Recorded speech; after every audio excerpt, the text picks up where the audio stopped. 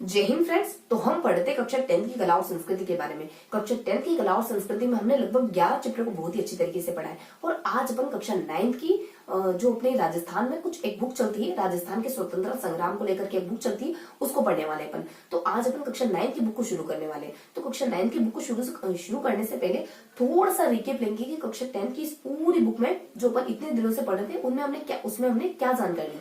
और फिर अपन शुरू करेंगे कक्षा 9 की बुक, जो कि राजस्थान के स्वतंत्रता संग्राम से जुड़ी, जिसमें पहला चैप्टर पर देखेंगे राजस्थान की 1857 की क्रांति के बारे में। तो इस तरीके से आज अपन एक न्यू बुक पर आ गए हैं, ठीक है। तो इस तरीके से हमने कला और संस्कृति की जो 10 की बुक थी ना, उसको बेहतरीन तरीके से कवर करा है। देखो, मन तो मेरा था कि एक बार थोड़ा सा मैराथन क्लास के थ्रू उसको कंबाइन करने की कोशिश करी जाए, तो किसी कारणवश थोड़ा आगे पीछे रहेगा।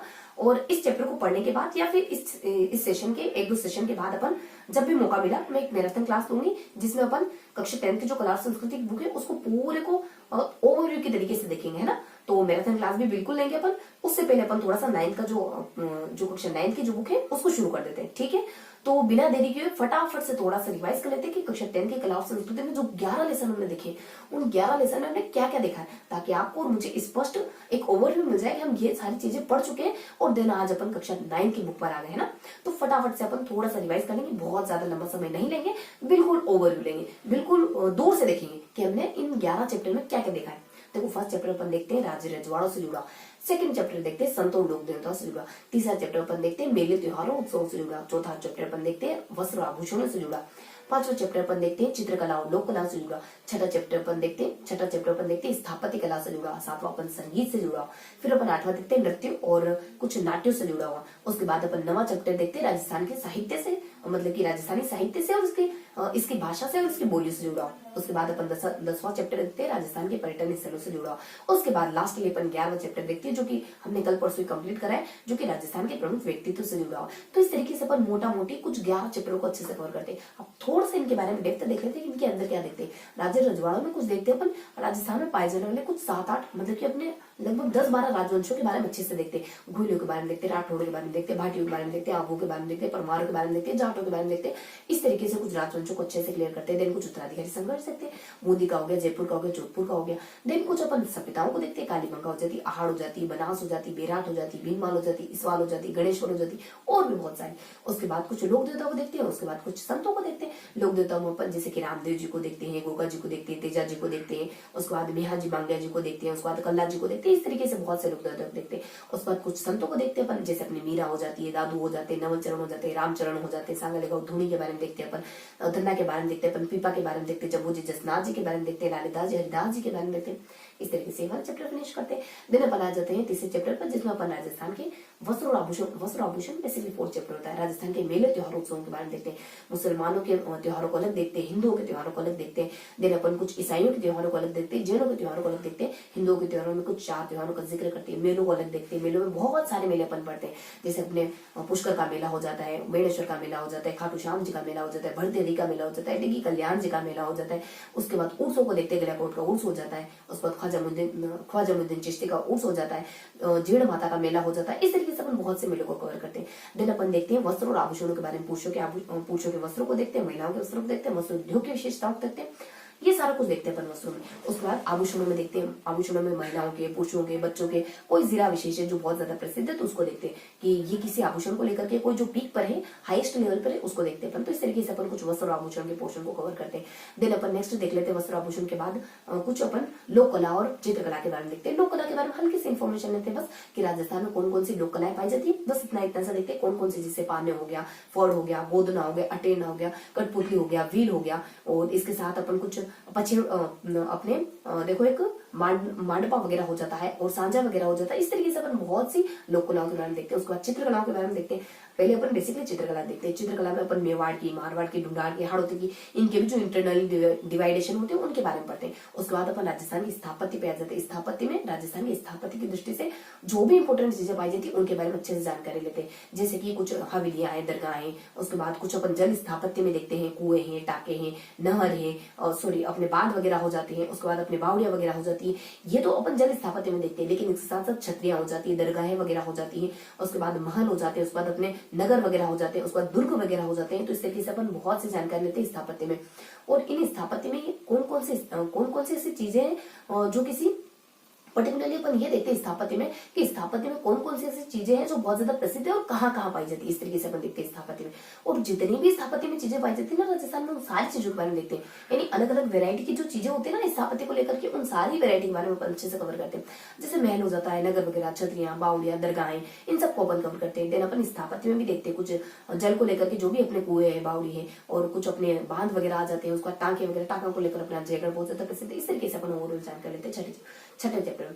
सेवंथ चैप्टर में राजस्थान के संगीत के बारे में देखते हैं। क्या देखते हैं संगीत में? संगीत में अपन ये देखते हैं जन सामान्य का संगीत देखते हैं, उसके बाद व्यवसायिक जाति का संगीत देखते हैं, उसके बाद क्षेत्रीय जाति का संगीत देखते हैं। देखो जन सामान्य के संगीत में सिर्फ इतना ही नहीं देखते जन सामान्य के द्वारा कौन से संगीत गाए जाते हैं, बल्कि अलग अलग ओकेजन पर, जैसे कि मान लो त्योहार हो गया, कोई जैसे कि अलग अलग ऋतुएं वगैरह आ जाती है, अलग अलग देवी देवताओं के वगैरह आ जाते हैं, अलग शादियों के मौसम पर अलग अलग होते हैं, मतलब कि शादियों के सीजन में अलग अलग गाए जाते हैं इनके द्वारा। उसके बाद कुछ अन्य महत्वपूर्ण गीत देखते हैं। उसके बाद अपन सेकंड जानकारी कवर कर लेते हैं कुछ अपने ना व्यवसायिक जातियों के बारे में, कौन कौन सी व्यवसायिक जातियां होती है, इनके द्वारा कौन कौन से गीत गाए जाते हैं, इस तरीके से अपन देखते हैं। देन अपन राजस्थान के लोकगीतों को कुछ क्षेत्रीय आधार पर बांट के भी देखते हैं। 3 तरीके से देखते हैं, तो कुछ क्षेत्रीय आधार पर बांट के देखते हैं अपन। तीसरे प्रकार में कौन कौन से क्षेत्रीय आधार में अपन बांटते हैं उनको देखते हैं अपन, किन किन क्षेत्रीय आधारों में इनको बांटा गया वो देखते हैं। उसके बाद इन क्षेत्रीय इलाकों में कौन कौन से गीत गाए जाते हैं वो देखते हैं। इन क्षेत्रीय इलाकों के गीतों की क्या क्या कैरेक्टरिस्टिक होती है उनके बारे में देखते हैं। तो फटाफट से अपन मतलब कि कहने का तात्पर्य फटाफट से नहीं, कहने का मीन्स ये है कि अपन है ना क्विक तरीके से इनके बारे में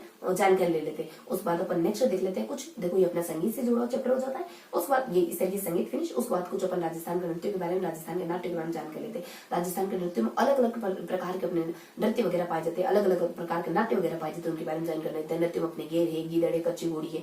उसके बाद अपने कुछ भवाई नृत्य हो जाता है, तेरह ताल नृत्य हो जाता है, वाला नृत्य हो जाता है। उसके बाद अपने ढोल नृत्य हो जाता है, बम नृत्य हो जाता है, और कुछ अपने अंग नृत्य हो जाता है, गुड़ला नृत्य हो जाता है। इस तरीके से बहुत से नृत्यों के बारे में जानकारी लेते हैं। उसके बाद अपन नाट्यों के बारे में जानकारी लेते हैं। तो नाट्य में अपन कौन कौन से नाट्य देखते हैं, बहुत से नाट्य को देखते हैं। जैसे अपने कुछ ख्याल हो जाती है, गौरी हो जाती है, रमत हो जाती है, तमाशे हो जाती है, चाबत हो जाती है, नौटंकी हो जाती है, स्वांग हो जाती है। इस तरीके से अपन देखो अपने ख्याल को तो इंटरनली भी डिवाइड किया गया है, तो इस तरीके से अपन कुछ नाट्यों के बारे में देखते हैं। तो ये अपना नृत्य और नाट्य दोनों हो जाते हैं। उसके बाद राजस्थानी भाषा के बारे में और राजस्थानी भाषा के साहित्य के बारे में देखते हैं। तो राजस्थानी भाषा के बारे में थोड़ा सा बेसिक सा इंट्रोडक्शन लेते हैं। राजस्थान की बोली के बारे में थोड़ा सा, राजस्थानी भाषा की बोलियों के बारे में बेसिक सा इंट्रोडक्शन लेते हैं। उसके बाद राजस्थानी भाषा के साहित्य के बारे में देखते हैं कि 4 कालों के दरमियान जो साहित्य लिखा गया, अलग अलग समय काल में कौन कौन सी रचनाएं लिखी गई, प्रसिद्ध उनके बारे में जानकारी लेते हैं। अब इन रचनाओं को लिखने की कोई ना कोई शैली तो जरूर होगी, उस बारे में जानकारी लेते हैं अपन। उसके बाद अपन नेक्स्ट देख लेते हैं राजस्थान के कुछ आधुनिक कवियों के बारे में देखते हैं सेकंड सेशन में, और इसी के सेकंड सेशन में उसके बाद थोड़ा सा अपन देखते हैं कि राजस्थान की कुछ प्रमुख पत्रिकाएं कौन कौन सी। इस तरीके से अपन नवा चैप्टर क्लियर करते हैं। उसके बाद कुछ अपन 10वें चैप्टर में देखते हैं। 10वें चैप्टर में राजस्थान के प्रमुख पर्यटन स्थलों को देखते हैं। राजस्थान के पर्यटन स्थलों में अपन कुछ लगभग राजस्थान के सभी जिलों के पर्यटन स्थलों को देखते हैं, प्रमुख पर्यटन स्थलों को देखते हैं। उसके बाद अपन चैप्टर नंबर 11 पे आ जाते हैं। चैप्टर नंबर 11 अपन जानकारी लेते हैं राजस्थान के प्रमुख व्यक्तित्व के बारे में। राजस्थान के प्रमुख व्यक्तित्व में बहुत से व्यक्ति विशेष के बारे में अपन पढ़ लेते हैं। जैसे कुछ 4 महिलाओं के बारे में देखते हैं, फिर अपन 10 पुरुषों के बारे में देखते हैं। उसके बाद कुछ 13 अदर व्यक्ति विशेष के बारे में देखते हैं। बेसिकली इसको 2 पार्ट्स में पढ़ा था, इस वजह से कुछ अपने कुछ मीराबाई हो जाती है, उसके बाद अपने गोराधाई वगैरह हो जाती है, मीराबाई की अपने पन्नाधाई वगैरह हो जाती है, उसके बाद गोराधाई वगैरह हो जाती है, उसके बाद गौरी देवी वगैरह हो जाती है, गौरी बाई वगैरह हो जाती है, अल्लाह जिला बाई वगैरह हो जाती है, गौरी देवी वगैरह हो जाती है, जो कि अपने गौरी देवी जो कि अपने इस देखो गौरी बाई अपने वागड़ की मीरा के नाम से जानी जाती है, जबकि गौरी देवी अपने मान गायकी को लेकर बहुत ज्यादा प्रसिद्ध है, जोधपुर से बिलोंग करने वाली थी। इस तरीके से कुछ 5 महिलाओं के बारे में पढ़ते हैं, बहुत से पुरुषों के बारे में अपन जानकारी लेते हैं। अपन दुर्गादास के बारे में पढ़ते, दयालदास के बारे में पढ़ते। अपन देखो 11th चैप्टर देख रहे हैं ना अपन, तो अपन दुर्गादास के बारे में, दयालदास के बारे में, उसके बाद कुछ अपने दुर्साहाड़ा के बारे में, उसके बाद विजयदान देथा के बारे में, कन्हैया सेठिया के बारे में, उसके बाद अपन बीरबल के बारे में देखते हैं अपने, उसके बाद बाबूजी चतुर सिंह के बारे में देखते हैं, और अपने श्यामल दास के बारे में देखते हैं। उसके बाद अपन पत्रकारिता को लेकर प्रसिद्ध व्यक्ति झाबरमल के बारे में देखते हैं। उसके बाद केशवानंद भारती के बारे में देखते हैं, पीरू सिंह के बारे में देखते हैं, शैतान सिंह के बारे में देखते हैं। उसके बाद अपन कुछ और भी देखते हैं, जैसे कि कर्पूर चंद के बारे में देखते हैं, पीके सेठी के बारे में देखते हैं, जगजीत सिंह के बारे में देखते हैं, और अपने मोहन वीणा के आविष्कारक महेश भट्ट के बारे में देखते हैं। इस तरीके से बहुत से व्यक्ति विशेष के बारे में जानकारी लेते हैं।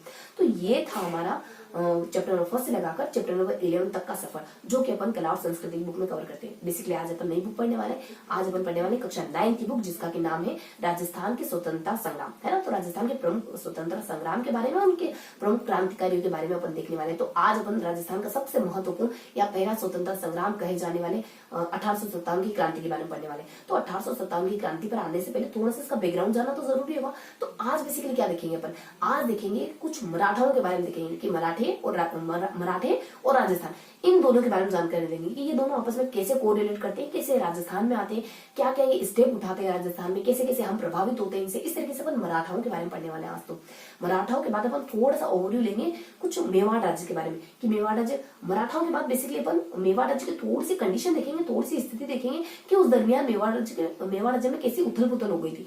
उसके बाद अपन थोड़ा सा देखेंगे अंग्रेजों के बारे में। मराठा के बाद अपन बेसिकली अंग्रेजों पर आ जाएंगे कि अंग्रेज कैसे हम कैसे अंग्रेजों से संधि करने के लिए बाध्य हो जाते हैं, मराठा के चलते अंग्रेज कैसे हमसे संधि करने के लिए मजबूर हो जाते हैं, मतलब कि सहमत हो जाते हैं, या क्यों कौन से संधि करने के लिए रेडी हो जाते हैं, राजी हो जाते हैं, संधि की क्या शर्तें होती है। इस तरीके का जो अपना बैकग्राउंड था ना 1857 की क्रांति का, वो देखने वाले आज बेसिकली अपन। तो फटाफट से बिना देरी किए, देखो मुश्किल से अपने 10-5 मिनट लगे रिवीजन में, लेकिन थोड़ा सा ओवरव्यू क्लियर हो गया। देखो जो बच्चे नए जुड़े उनको थोड़ी सी दिक्कत हुई होगी थोड़ा सा कोरिलेट करने में, क्योंकि जो बच्चे शुरुआत से देख रहे हैं वो आसानी से कोरिलेट कर पाए होंगे कि ये सब अपन 1 बाय 1 बहुत ही अच्छी तरीके से पढ़ चुके हैं। और आज अपन 9th की बुक शुरू करें। देखो मैंने कहा है कि अपन रिवीजन भी लेंगे। कक्षा 10 की कला और संस्कृति की जो अपनी बुक है उसका एक या दो, मुश्किल से 1 या 2 अपन मैराथन क्लास भी लेंगे, जिसमें अपन एक बार उसको थोड़ा सा अच्छे से रिवाइज करने की कोशिश करेंगे। अभी तो मैंने बहुत ज्यादा ब्रीफ में बताया, उसमें थोड़ा सा डिटेल से रिवाइज करेंगे अपन। तो बिना देरी के आज का सेशन शुरू करते हैं, ताकि जो नए जुड़े हुए बच्चे वो अच्छे से कोरिलेट कर पाए, है ना, आज के टॉपिक से। तो बेसिकली आज क्या पढ़ने वाले अपन, तो आज का टॉपिक है ना कुछ मराठाओं के बारे में और कुछ अंग्रेजों के बारे में पढ़ने वाले। तो यहाँ आज के टॉपिक में अपन क्या देखने वाले हैं, देखो आज के टॉपिक में बेसिकली अपन कक्षा 9 की बुक शुरू कर रहे हैं ना, तो कक्षा 9 की बुक में अपन फर्स्ट चैप्टर देखने वाले हैं। आज के टॉपिक में पढ़ने क्या वाले, तो पृष्ठभूमि। तो आज के टॉपिक में अपन देखने वाले हैं 1857 की क्रांति की पृष्ठभूमि। तो आज का टॉपिक है अपना 1857 की क्रांति की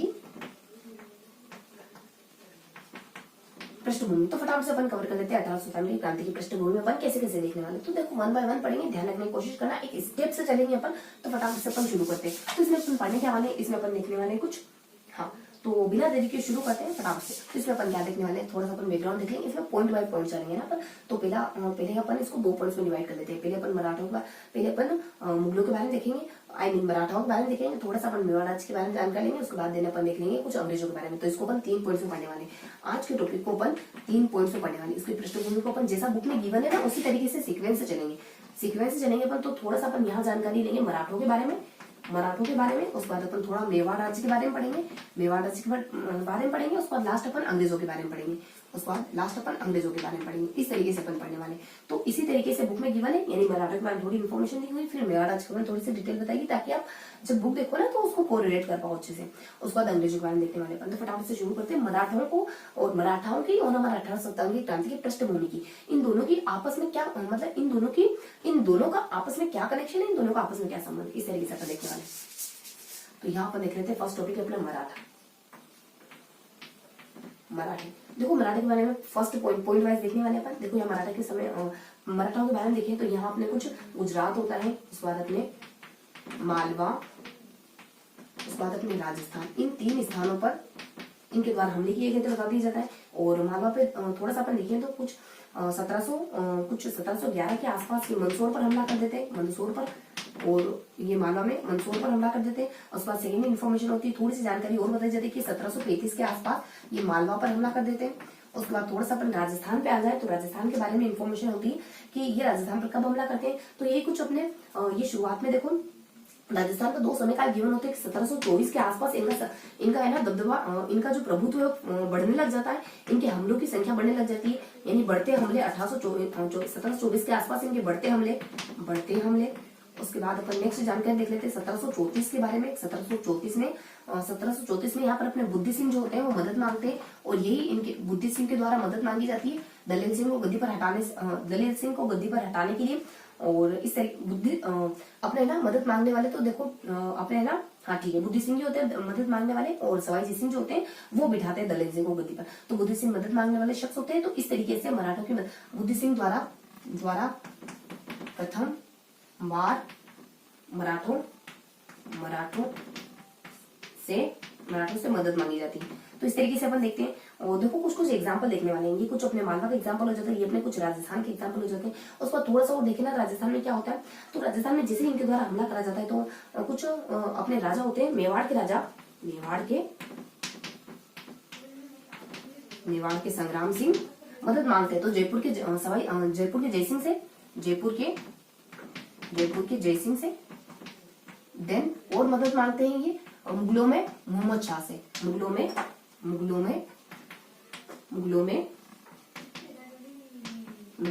मोहम्मद शाह से मदद मांगते हैं। बस इतनी सी इन्फॉर्मेशन होती है इनके बारे में। और क्या बताया जाता है, देखो थोड़ी सी और जानकारी होती है। ये तो अपने मदद वगैरह मांगी, उस बाद अपने कुछ है ना, देखो ये है ना कुछ पहले तो ये है ना कुछ लूट वगैरह करने के मंशा से एंटर करते हैं। उसके बाद ये कुछ इंटरनली हस्तक्षेप भी करने लग जाते हैं। तो लूट के उद्देश्य से किन किन जिलों में आते हैं, लूट के उद्देश्य से ये कुछ हमारे जिले होते हैं ना, कोई ये अपने कुछ वागड़ के जिले वगैरह हो जाते हैं, लूट के उद्देश्य से वहां इंटरफेयर करने लग जाते हैं। और एमपी हो जाता है अपने, देखो अपने मेवाड़ हो जाता है, उसके बाद अपने कोटा हो जाता है, उसके बाद अपने कुछ एक अपने जिले हो जाते हैं वागड़ के, यानी डूंगरपुर और बांसवाड़ा, डूंगरपुर और बांसवाड़ा। तो यहाँ इन्होंने इंटर करा था लूट करने के मकसद से। और यहाँ ये लूट के मकसद से एंटर करते हैं, लेकिन ये संतुष्ट नहीं होते, फिर इंटरनली मामलों में हस्तक्षेप करने के उद्देश्य से भी कुछ जिलों में एंटर करते हैं। वो मतलब कि हस्तक्षेप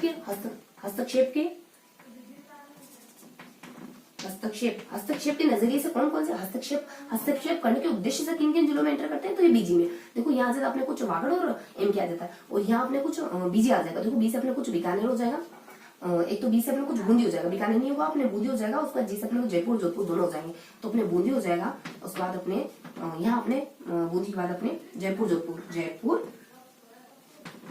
और जोधपुर। तो इन इलाकों में ये इस इंटेंशन के साथ एंटर करते हैं। उसके बाद मराठों में और क्या इन्फॉर्मेशन होती है, देखो मराठों में थोड़ा सा और बताया जाता है, इनके द्वारा की गई कुछ 3 एक्टिविटीज के बारे में बताया जाता है। ये कुछ 3 महत्वपूर्ण एक्टिविटी करते हैं, है ना। कौन कौन सी एक्टिविटी करते हैं, तो ये क्या करते हैं मराठे कि अपने कुछ जब नादिर शाह का आक्रमण हुआ, जब नादिर शाह आक्रमण होता है, तब ये राजपूतों को संगठित करने की कोशिश करते हैं। नादिर शाह के आक्रमण के दौरान राजपूतों को संगठित करने का काम करते हैं। लेकिन दिल्ली के जो शासक की मतलब कि इस दिल्ली में कुछ ऐसी स्थिति बन रही होती है कि उनके तख्तों को लेकर कुछ डावाडोल स्थिति हो जाती है, तो जिसके चलते ये ना सक्सेस नहीं हो पाती इस तरीके के काम करने में। नादिर शाह के आक्रमण के दौरान राजपूतों को एकत्रित करने की कोशिश करते हैं, लेकिन दिल्ली के तख्त में कुछ उहापटक की स्थिति चल रही होती है। कभी तख्त किसी के अंडर आता है, तो कभी तक किसी के अंडर आता है, तो कभी तक किसी के अंडर आता है। तो दिल्ली में कुछ इस तरीके की कंडीशन को देख करके ये काम पूरा नहीं हो पाता। तो नादिर शाह के आक्रमण के दौरान राजपूतों को एकत्रित करने की कोशिश करते हैं, लेकिन बहरहाल किस तरीके से पूरा नहीं हो पाता है। उसके बाद थोड़ा सा इनके बारे में और एडिशनल जानकारी ये होती है कि ये है ना कुछ अपने पेशवा होते हैं जो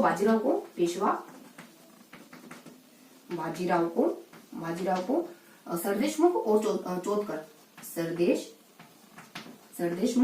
सरदेशमुखी प्लस चौथकर लेने की अनुमति देते हैं, चौथकर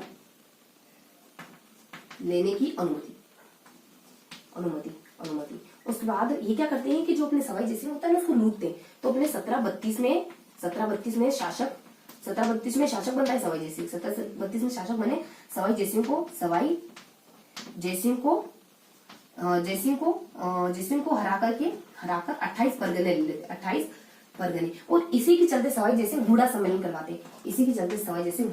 करवाते। हुड़ा सम्मेलन के बारे में अपन पहले डिटेल से पढ़ चुके हैं, अब यहाँ नहीं पढ़ने वाले ना। तो हुड़ा सम्मेलन करवाते हैं अपन। तो हुड़ा सम्मेलन के बारे में देखो कुछ अपने जान बकबक करके कुछ जिले होते हैं इसमें। उसके बाद अपने कोई अपने ना जगत सिंह करके, बिहार के जगत सिंह सेकंड करके इनके इसके ना एक प्रमुख इसके ना कुछ नेतृत्व करता होते हैं।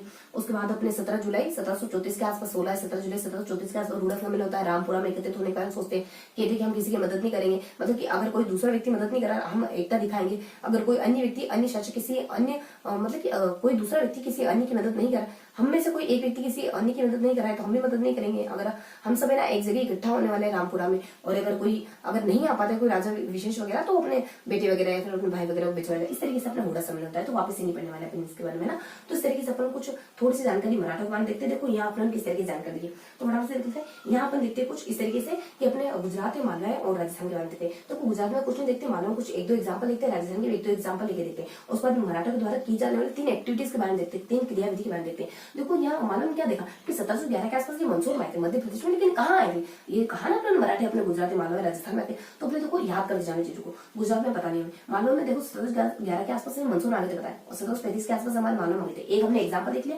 उसके बाद अपन राजस्थान के एग्जाम में देख लेते। देखो राजस्थान में कुछ 5 पॉइंट गिवन राजस्थान से जुड़े। देखो ये जो सारी पॉइंट है राजस्थान की, 3 कुछ एक्टिविटी ये तो मराठों की। राजस्थान की एक पॉइंट है कि 24 में इनकी क्रियाविधि बहुत ज्यादा बढ़ गई थी, हमले बहुत बढ़ गए थे, और 34 में बुद्धि सिंह के द्वारा इन मराठों से मदद मांगी गई थी, और इस तरीके की पहली कोशिश थी कि मराठों को एंट्री करने का मौका मिल गया इस तरीके से। तो बुद्धि सिंह के द्वारा मदद मांगना मराठों को राज्य में एंट्री करने का पहला मौका देना था। तो इस तरीके से अपने 1734 के बारे में पढ़ने के लिए 24-34 अपने राजस्थान से जुड़ी बातें। उसके बाद अपन थोड़ा सा और देखते हैं 2434 के बारे में देख लेते हैं।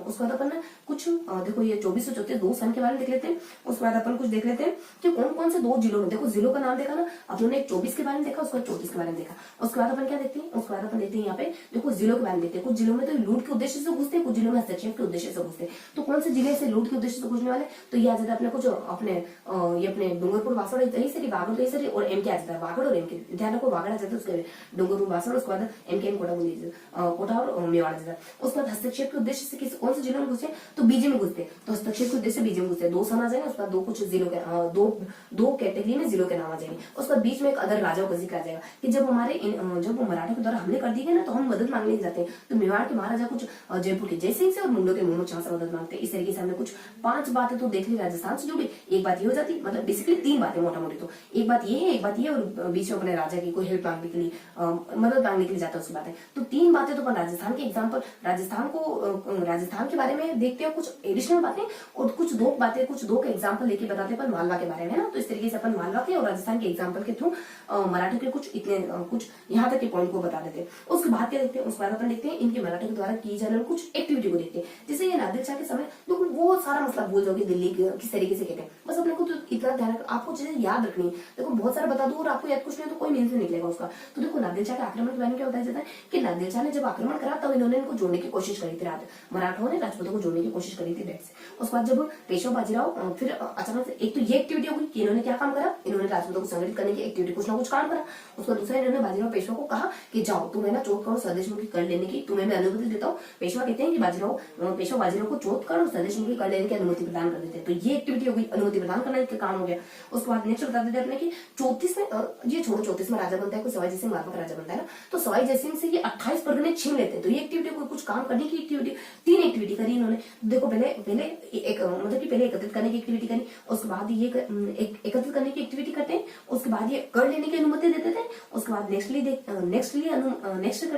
काम करते हैं कुछ 32 के आसपास जो राजा बना था ना, 32 के आसपास राजा बना था ना, उससे कुछ 28 परगने छीन लेते हैं। तो इस तरीके कुछ 3 काम करते हैं, इतना ध्यान रखना है हमको। तो अब क्या करते हैं, देखो इस 3 काम उससे परगने छीनने के चलते हम हुड़ा सम्मेलन करवाता है। वो बहुत ज्यादा खिन्न हो जाता है कि मुझसे 28 परगने छीन लिया, मैं क्या करूँ, तो वो हुड़ा सम्मेलन करवाता है, और हुड़ा सम्मेलन के थ्रू राजा को एकत्रित करने की कोशिश करता है।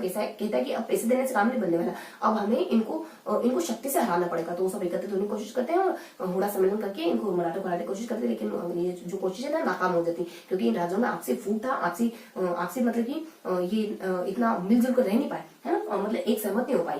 उसके बाद अपन थोड़ा सा और आगे देखेंगे इनकी 3 एक्टिविटी के बारे में देख लिया। उसका देखो ये घूमने के लिए निकलते हैं, तो घूमने के लिए निकलते तो मराठा को बहुत ज्यादा फायदा हो जाता है। कुछ 3-4 फायदे हो जाते हैं, इनको 4 बेनिफिट मिल जाते हैं जब भी घूमने के लिए निकलते। तो उसके बाद कुछ हल्के से 2 नुकसान, उसके बाद थोड़ा सा इनका 2 नुकसान के पॉइंट आएंगे। उसके बाद अपन मेवाड़ के बारे में देखने वाले, ठीक है, अपने मराठा पॉइंट क्लियर हो जाएंगे ना। तो अपन क्या देखते हैं इसमें, तो फटाफट से अपन देख लेते हैं। ये घूमने के लिए निकलता है मराठा जो है ना, अपने बाजीराव पेशवा है ना, ये घूमने के लिए निकलते हैं कुछ 1735 के आसपास। तो ये अपन नेक्स्ट पॉइंट देखने वाले। तो इस तरीके से अपन 3 पार्ट से मार चुके, 1, 2, 3। तो तीसरा पार्ट देखने वाले अपन बेसिकली, क्योंकि फर्स्ट पार्ट अपना इनके आक्रमणों से रिलेटेड था, दूसरा पार्ट इनका एक्टिविटी से रिलेटेड था, तीसरा पार्ट इनके घूमने से यानी भ्रमण करने के निकलते। तो 1735 के आसपास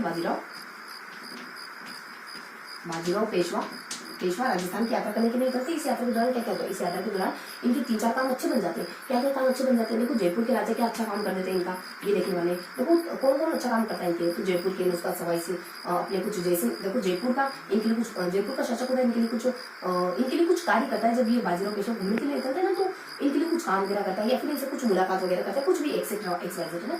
उसके बाद एक मेवाड़ के एक अपने जयसिंह के द्वारा क्या काम किया, मतलब कि क्या करा जाता है इनके घूमने को लेकर के। जब ये घूमने के लिए निकलते हैं तो उनके द्वारा क्या एक्टिविटी करी जाती है, क्या काम करा जाता है। उसके बाद अपने कुछ दुरासराय की संधि के बारे में बताया जाता है। उसके बाद अपने कुछ 42 में जो 3 स्थान थे जहाँ पर इनको कर वगैरह लेने की अनुमति दे दी जाती है, उनके बारे में बताया। बेसिकली ये ध्यान रखो, सिर्फ और सिर्फ यहाँ पे 4 पॉइंट बताए जाते हैं।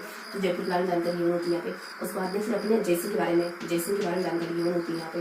उसके बाद अपने कुछ दुरासराय की संधि, उसके बाद अपने और हल्का सा अपने ना कुछ 1733 के आसपास जो हमारे राजपूत होते हैं और दोनों ही अपने राजपूत और मराठे, राजपूत और मुगल ये दोनों ही मिलकर मराठा को हराने की कोशिश भी करते हैं। उसके बाद जयपुर हो जाता है, उसके बाद जयसिंह हो जाता है, उसके बाद अपने 2 पॉइंट हो जाते हैं। एक तो अपने दुरासराय की संधि हो जाती है, दुरासराय संधि हो जाती है। उसके बाद अपने एक और कुछ काम होता है।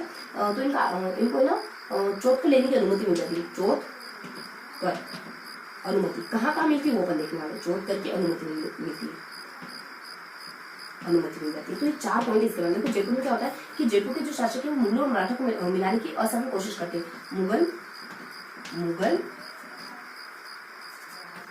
मुगल हाँ, तो ये जयपुर के शासक मुगल प्लस मराठों को मिलाने की असफल कोशिश करते हैं। और सवाई जयसिंह के द्वारा तो सवाई जयसिंह क्या काम करते हैं कि इनका आतिथ्य वगैरह करते हैं। आतिथ्य प्लस वो 1 सेकंड थोड़ा सा ब्रेक रखेंगे, वापस से कंटिन्यू करेंगे। 1 सेकंड का ब्रेक रखेंगे।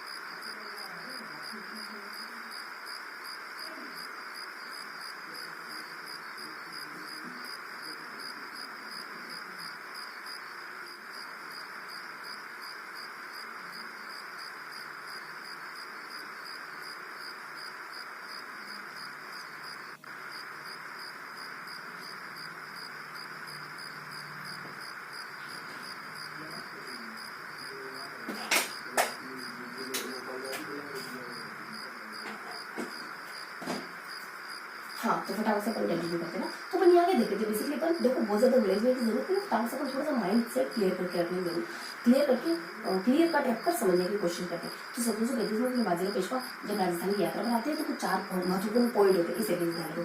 जयपुर के जो शासक होते हैं मुगल मराठा को मिलाने की असफल कोशिश करते हैं। और जयसिंह के द्वारा आतिथ्य वगैरह कराया जाता है और चोट कर स्वदेश में चोट कर लेने की अनुमति, थोड़ा सा अपन पास में देखेंगे ना, चोट करके अनुमति दी जाती है। उसके बाद दुरासराय की संधि हो जाती है 1738 में। दुरासराय की संधि हो जाती है तो 1738 में निजाम को बिना युद्ध लड़े ही हार माननी पड़ जाती है। और मराठा को क्या फायदा होता है, दुरासराय के संधि में मराठा को कुछ 4 मालवा का शासन मिल जाता है 50 लाख रुपए मिलते हैं। तो अपने एमपी का शासन इनको सौंप दिया जाता है, मालवा इनको सौंप दिया जाता है, 50 लाख रुपए दे दिए जाते हैं। क्योंकि दुरासराय की संधि हो जाती है ना, इसमें निजाम को बिना लड़े हारना पड़ जाता है 1738 के आसपास जो मराठा के साथ होती है। उसके बाद चोट कर की अनुमति दुरासराय की संधि होगी। उसका चोट करके देखो 3 स्थान है जहाँ पे चोट करके, यहाँ जाता है जेतापुर, रायपुर और सोजत। जेतकरण, रायपुर और सोजत। जेतापुर, रायपुर, जेतकरण। हाँ, इस तरीके को स्थान का नाम होता है। जेतकरण, रायपुर, सोजत 3 रायपुर होते हैं जहाँ पर इनको चोट कर लेने की अनुमति मिल जाती है। इनके बाद इनका थोड़ा सा डाउटफुल हो जाता है। यहाँ पे मान लो 1781 को तुंगा का युद्ध होता है जिसमें मराठे हार जाते हैं, तुंगा में हार। उसका थोड़ा सा डाउनफॉल 1751 आता है जब अंग्रेजों का आगमन, मराठों का पतन प्लस अंग्रेजों का आगमन। बस ये अपने मराठों का पॉइंट खत्म हो गया। देखो फर्स्ट देखा, सेकंड देखा, थर्ड पॉइंट देखा, ये मराठों का पॉइंट पूरा खत्म हो गया। अब अपन मेवाड़ के राजवंश के बारे में थोड़ा सा, मेवाड़ के जो वहाँ वो चल रहे थे ना, जो मैंने कहा ना कि वहाँ की स्थिति थोड़ी डावाडोल चलती थी उदाहरण देखो, तो मराठा क्या दिखाते हैं फटाफट से बस लेते 1735 के दरमियान अपने बाजीगर जो घूमने निकलता है उनका क्या क्या काम होता है। जयपुर का कुछ देखो, जयपुर से जुड़ा कुछ काम होता है, फिर जैसलमेर से होता है, फिर दुरासरे की संधि वगैरह होती है, फिर चौथकर लेने की अनुमति, फिर इनका डाउनफॉल होता है। देखो जयपुर में क्या होता है कि जयपुर के जो राजा होते हैं वो मुगल मराठा को मिलाने की ऐसी कोशिश करते हैं।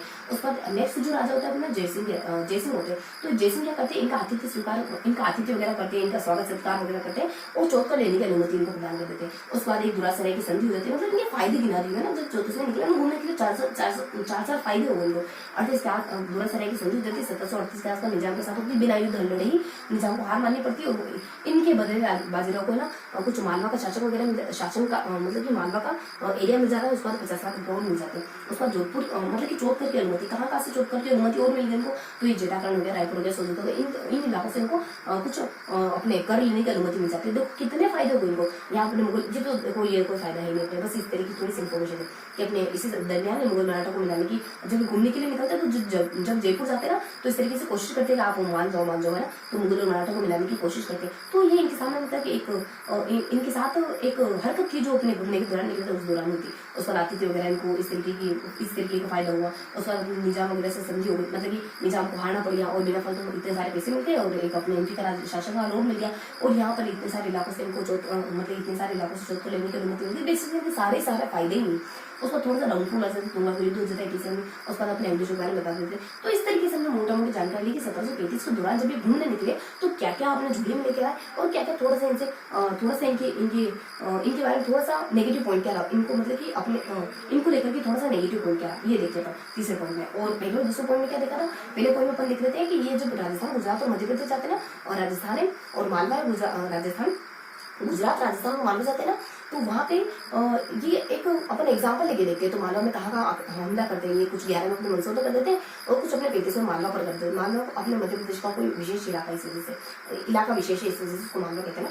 तो पर्टिकुलरली पूरा जो एमपी है वो मालवा के नाम से नहीं, बल्कि वो एक इलाका विशेष है, वो एमपी के वो मालवा के नाम से जाना जाता है। ये अपन देखते हैं ना कि अपने राजस्थान आ जाता है, उसके बाद अपने गुजरात आ जाता है, उसके बाद अपने कुछ मालवा का इलाका जाता है। तो अपन मालवा में कुछ एग्जाम्पल लेके देखते हैं और राजस्थान में कुछ 4-5 एग्जाम्पल लेके देखते हैं, है ना। तो इस तरीके से उनके हमले देखते हैं शुरुआती पॉइंट में। उसके बाद दूसरे पॉइंट में देखते हैं, उनके द्वारा की गई एक्टिविटी देखते हैं कि वो क्या क्या काम करते हैं। तो 3 काम अच्छे करते हैं। तो ये तीनों काम देखो एक दूसरे से जुदा जुदा काम थे। एक तो अपने हड़पने का काम करते हैं, वही अपने सवाई जिससे कुछ हड़प लेते हैं, 28 पर हड़प लेते हैं। उसके बाद अनुमति देने का काम करते हैं, एक हड़पते इस तरीके से, इस तरीके से कि तुम मेरा चोट कर ले फटाफट से, मैं तुम्हें अनुमति दे रहा हूँ, पेशवा बाजीराव को अनुमति दे रहा है, धड़ाधड़ चोट कर ले तुम। तो उसके बाद फर्स्ट पॉइंट होता है कि ये कुछ है ना नादेशाह के आक्रमण के दौरान राजपूतों को इकट्ठा करने की कोशिश करते हैं, लेकिन दिल्ली में उत्तराधिकारी संघर्ष को लेकर जो डाबाडोल स्थिति चल रही होती है उसके कारण ये इनकी ये मंशा पूरी नहीं हो पाती, मतलब इनका ये काम बंद नहीं पाता। इस तरीके से हमने कुछ एक्टिविटी देखी। उसके बाद इनके द्वारा कुछ फर्स्टली कुछ एग्जांपल देखे हमने जहाँ पर ये घुसते हमला करते हैं। उसके बाद अपने कुछ इनके द्वारा किए गए कुछ 3 काम देखे।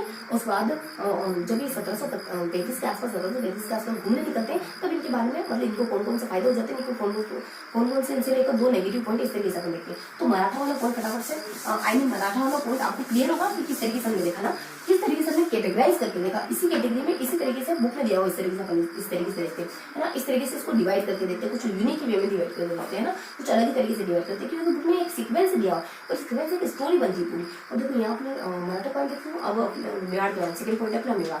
देखो मेवाड़ में अपन क्या देखते हैं, तो मेवाड़ में अपन क्या देखते हैं, तो मेवाड़ में कुछ नहीं देखते हैं, बस इतना सा देखते हैं कि मेवाड़ देखो पहला पॉइंट आ जाता है। मेवाड़ में कुछ कितने पॉइंट होंगे, देखो मेवाड़ में अपन कुछ बेसिकली है ना कुछ है ना 3-4 पॉइंट देखने वाले। तो यहाँ पर देखने वाले सबसे पहले मेवाड़ में कि जो मेवाड़ होता है ना, तो मेवाड़ की स्थिति कुछ अच्छी नहीं चल रही होती है, मेवाड़ की कंडीशन कुछ अच्छी नहीं चल रही होती, इस बारे में अपन देखते हैं। तो इसमें अपन क्या क्या जानकारी लेते हैं, देखो कुछ 4-5 पॉइंट देखते हैं। फर्स्टली अपन देख लेते हैं कि मेवाड़ का यहाँ कुछ अंबाजी इंगले के द्वारा आधिपत्य, अंबाजी इंगले की मदद से मेवाड़ कुछ अपनी टेरिटरी बढ़ा लेता है, अपना एरिया बढ़ा लेता है। कहाँ बढ़ा लेता है, ये कुछ वागड़ का इलाका, प्रतापगढ़ का इलाका और इनके साथ मिल जाता है इनकी मदद से। तो कुछ अंबाजी इंगले की मदद से, अंबाजी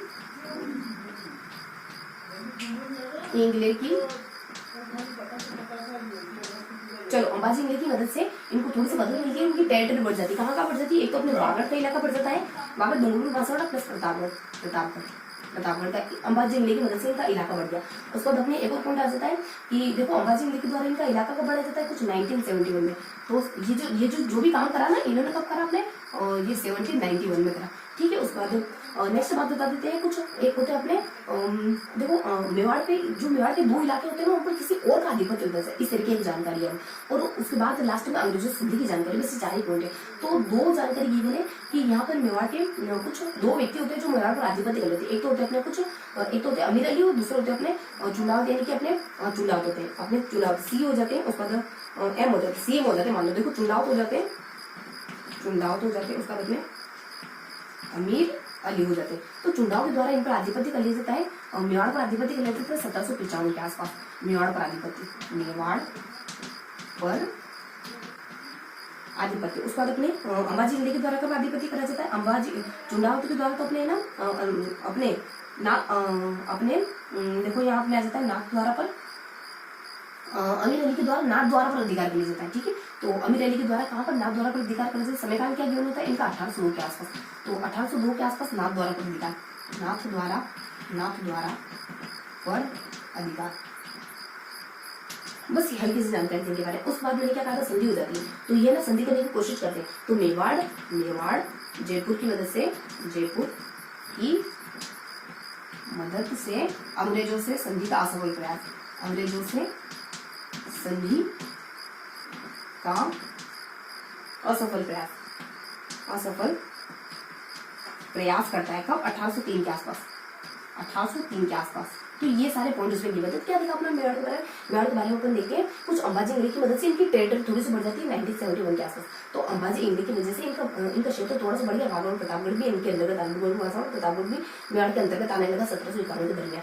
उसके बाद देखो 2 पॉइंट देखते हैं अपन कि कोई 2 व्यक्ति विशेष होते हैं जो मेवाड़ के अलग अलग इलाकों पर आधिपत्य कर लेते हैं, सीएम कर लेते हैं। चुनाव के द्वारा 1795 में मेवाड़ पर अधिकार कर लिया जाता है। और उसके बाद ये पर्टिकुलरली मेवाड़ी गिवन। उसके बाद अपने अमीर अली होते हैं जो अपने कुछ समयकाल होता है, देखो यहाँ 95 में। उसके बाद अपने कुछ 1802 का समयकाल होता है। 1802 के दरमियान ये नाथ द्वारा पर अधिकार कर लेते हैं, और बस ये नाथ द्वारा पर अपने अधिकार स्थापित कर लेते हैं। इतनी ध्यान करें, चुनाव कर लेते अपने मेवाड़ पर, उसके बाद अपने अमीर अली कर लेते नाथ द्वारा पर। दोनों का समयकाल भी 1792।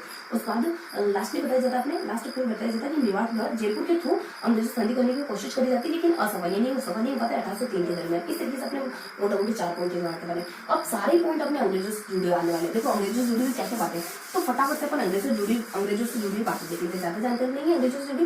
देखो अंग्रेजों पर क्या देखते हैं, इसलिए ओवरऑल समझ के चलो अंग्रेजों में क्या देखते हैं। अंग्रेजों में ये देखेंगे अपन कि अंग्रेजों से सबसे पहले संधि कौन करता है, मतलब अंग्रेजों से होने वाली संधियों के बारे में अपन करने वाले, यानी जयपुर के द्वारा कब करेगी, जोधपुर के द्वारा कब करेगी। उसके बाद अंग्रेजों ने कैसे हमसे संधि कर ली, अंग्रेजों की संधि की शर्तें क्या थी, संधि की शर्तें के फलस्वरूप यानी हम सामंत वगैरह हमारे आर्थिक क्षेत्र कैसे प्रभावित हुए, सामंत वगैरह कैसे प्रभावित हुए, हमारे राजा लोग कैसे प्रभावित हुए, हमारी आम जनता कैसे प्रभावित हुए, हमारे कवि कैसे प्रभावित हुए, हमारे सैनिक कैसे प्रभावित हुए, इस तरीके से अपन देखने वाले। तो ये हमारा लास्ट पॉइंट रहेगा। अब अपन देखने वाले तीसरा पॉइंट अंग्रेजों के बारे देखने वाले। तो अपन क्या देखने वाले यहाँ पर? अंग्रेजों के बारे। तो फटाफट से अपन देख लेते हैं अंग्रेजों का पॉइंट देख रहे हैं ना। अब जो तीसरा पॉइंट अपना, फर्स्ट अपने मराठा से जुड़ा होता है, सेकंड अपना कुछ मेवाड़ से जुड़ा होता है, तीसरा अपने कुछ अंग्रेजों से जुड़ा होता है। फर्स्ट इसमें देखो पहले तो अपन थोड़ी सी इसमें 1 by 1 सीक्वेंस है, पॉइंट बाय पॉइंट पढ़े। तो इसमें अपन फर्स्ट पॉइंट फर्स्ट क्या देख लेते हैं, या पॉइंट नंबर फर्स्ट कहें, या फिर कुछ फर्स्ट अपन जानकारी लेते हैं कि कुछ जयपुर के द्वारा 1776 में जयपुर के प्रताप सिंह द्वारा 1776 में जयपुर के प्रताप सिंह द्वारा अंग्रेजों से संधि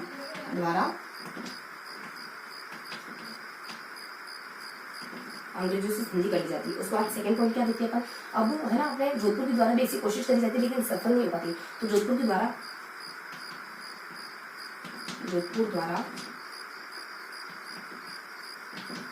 अंग्रेजों से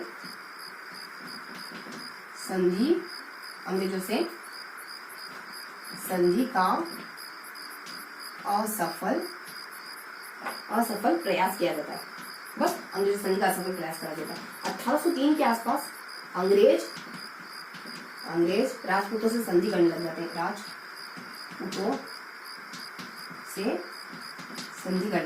एक ये पॉइंट है। उसके बाद यहाँ पे अपने लोड लेक के बारे में देखो। लोड लेक द्वारा लासवाड़ी पर हमला कर मराठों को हराया जाता है, उसके बाद नेक्स्ट जानकारी गिवन होती है और लासवाड़ी में तब है ना अपने संधि कर ली जाती है। तो अपने कौन कौन से जिले यानी इस तरीके से हराता है ना, तो इस तरीके से मराठा को हरा हुआ देखकर मतलब अपने राजपूत राजा बहुत खुश हो जाता है, मराठे हार सकते हैं मतलब। तो वो अंग्रेजों से संधि करने के लिए आतुर हो जाते हैं, तो अंग्रेजों से संधि कर लेते हैं तुरंत हमारे। तो अंग्रेजों से संधि करने वाले जिले यहाँ पे कौन से होते हैं, अब जो होते हैं ब जी। तो कौन कौन से हो सकते हैं, अपने अलवर है, उसका अपने भरतपुर है, उसका अपने जयपुर है, उसका अपने जोधपुर है। तो चारों जिले अंग्रेजों से संधि कर लेते हैं, बताया जाता है। उसका संधि की कुछ शर्तें होती है, तो यहाँ संधि की कुछ शर्तें होती है, ये कि अपने आंतरिक इन 2-3 शर्तें होती है, 1 2 3। देखो सबसे पहले आंतरिक मामलों में हस्तक्षेप नहीं करेंगे, आंतरिक मामलों में हस्तक्षेप नहीं करेंगे। आपकी विदेश आपको है ना मतलब कि विदेशी आंतरिक मामलों में हस्तक्षेप नहीं करेंगे। उसके बाद बाह्य मामलों से यानी बाह्य सब की रक्षा करेंगे, बाह्य मामलों से आपकी रक्षा करेंगे। तो अपने ये आंतरिक और बाह्य, चलो आंतरिक और बाह्य से आपकी रक्षा करेंगे, ये बता दिया जाता है। उसके बाद आपसे खेराज वगैरह नहीं लेंगे, आपसे खेराज वगैरह नहीं लेंगे।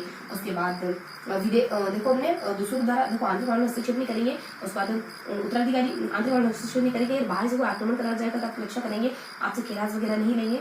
और एक और हो सकती है ना विदेश नीति, कुछ अपने ना विदेश नीति से जुड़े भी कुछ हो सकता है, जैसे कि अपने विदेश नीति विदेशी मामलों में हस्तक्षेप नहीं करेंगे, आंतरिक मामलों में बाहर आक्रमण से रक्षा करेंगे, विदेश नीति में हस्तक्षेप करेंगे, विदेश नीति में हस्तक्षेप नहीं। इस तरीके की कुछ बेसिक संधि की शर्तें होती है ना। उसके बाद अपन नेक्स्ट देख लेते हैं, ये तुरंत इससे संधि कर लेती है। इस तरीके की घटना होती है, तुरंत ये जिले अंग्रेजों के साथ संधि कर लेती है। उसका थोड़ा सा ना अंग्रेजों के बारे में जानकारी होनी चाहिए, अंग्रेज अधिकारी के बारे में बताते हैं। जब अपने सेटन के स्थान पर देखो दो अंग्रेज अधिकारियों के बारे में देखने वाले कौन कौन से, देखो अपने सेटन के स्थान पर सेटन की जगह जब सेटन के स्थान पर जब मेटकॉफ गवर्नर बनता है ना, गवर्नर जनरल। अब थोड़ा सा इसको रफ कर देते हैं। संधि देखो संधि शब्द बहुत बेसिक सी। मेटकॉफ जब गवर्नर जनरल बनता है ना, तो ये कहता है, ये आदेश देता है मिंटो को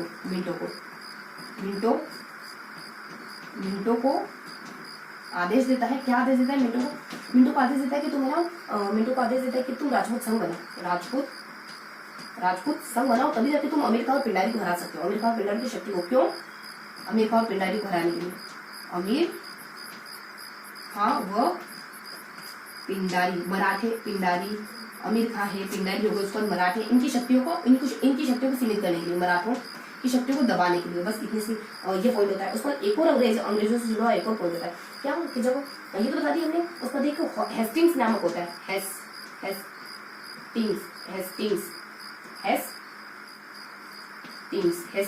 हेस्टिंग्स जो होता है वो कंपनी को सर्वोच्च पर पहुंचाना चाह रहा होता है, कंपनी को सर्वोच्च पर। तो कंपनी को सर्वोच्च पहुंचाना चाह रहा था, इसके लिए कोई स्टेप उठाता है। अब वो स्टेप अपन नेक्स्ट में देखेंगे, इससे पहले थोड़ा सा रिवाइज कर लेते हैं हमने क्या है। तो अपन क्या देखते हैं यहाँ पर, अपन देखते हैं कि क्षेत्र में जयपुर के प्रकार के दौरान अंग्रेजों से संधि करने की कोशिश की जाती है। किस तरीके से याद रखने की कोशिश करेंगे, देखो इस तरीके से ध्यान को कि यहाँ पर अपने संधि करने की कोशिश, यहाँ पर संधि करने की कोशिश, और यहाँ अंग्रेज आतुर हो जाता है संधि करने की। सतत क्षेत्रों में जयपुर पता नहीं क्यों, अपने जयपुर के प्रताप से पता नहीं क्यों अंग्रेजों संधि करते हैं। उसके बाद अपने जोधपुर की कोशिश करता है इनकी देखा देखी, लेकिन वो सफल नहीं होता है।